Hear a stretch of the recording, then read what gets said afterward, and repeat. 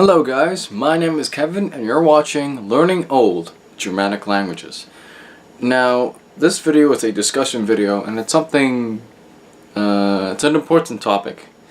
It's about the importance of learning in an ancient language or an old Germanic language, in this case, in contrast, not contrast, but like in relevance to modern day dialects. Okay, what I'm going to say can be applied to Germany, could be applied to Netherlands, could be applied to other Germanic speaking places in the world.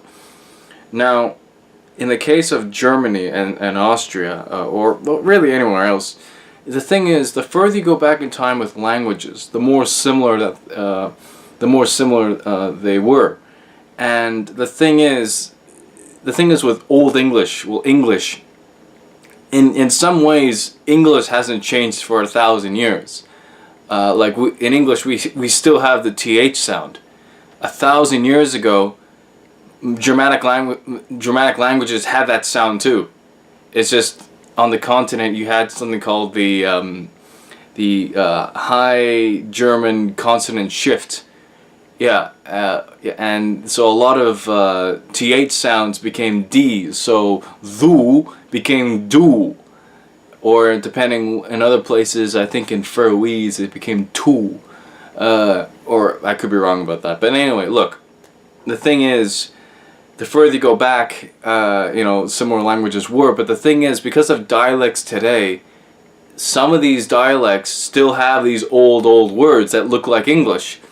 The problem with people today, who they don't know this kind of history, they see that like an old word, they say, "Oh, that's English." Oh, and they want to get rid of it because they mistake it for like an Americanization.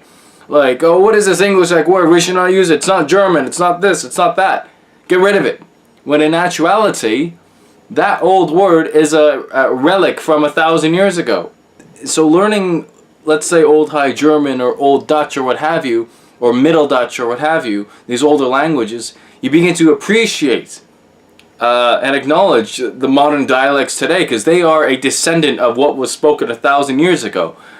I mean, you can see the richness and like whatnot within a modern dialect. I mean, I know this topic is kind of veering off to my third channel, Learning Lesser Known Germanic Tongues. However, I think it's important for this channel as well to talk about this, because it's so for some of you, for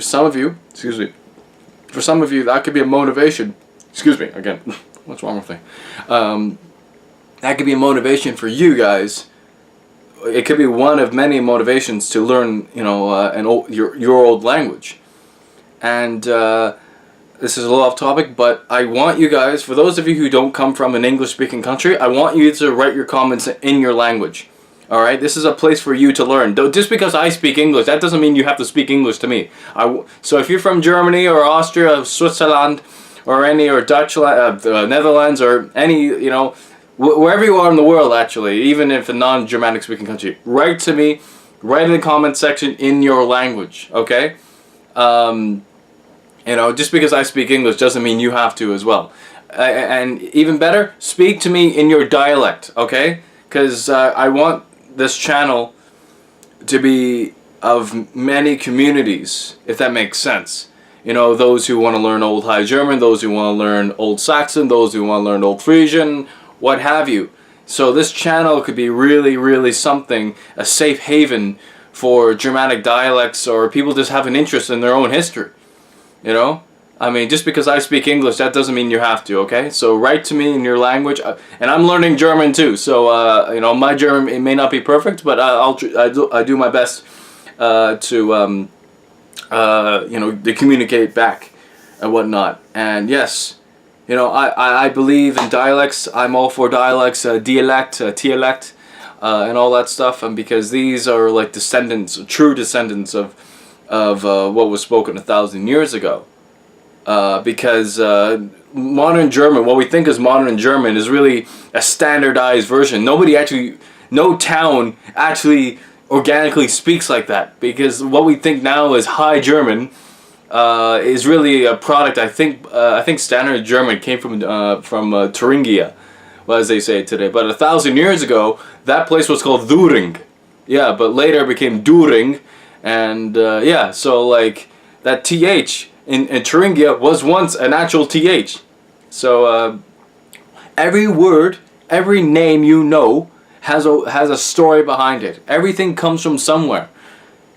You know? So I hope this opens your eyes into the grand importance of learning an old Germanic language, because it gives you an eye into the past. And the point of this channel too is to connect people of today to the past. So when you look at an actual medieval text, it doesn't seem so foreign, because this channel provides content where, like, of the language itself, where it's used in different ways. So by the time you know how to use the language, by the time you master that, and then you get to the actual medieval text, it doesn't seem so hard.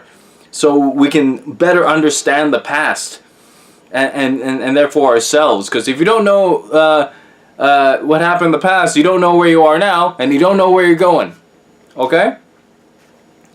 Yeah, so it's really important. I think it's very important to learn like these old languages, because it gives you a better idea of where you are now, and appreciate the modern dialects that are still around today that have these old words.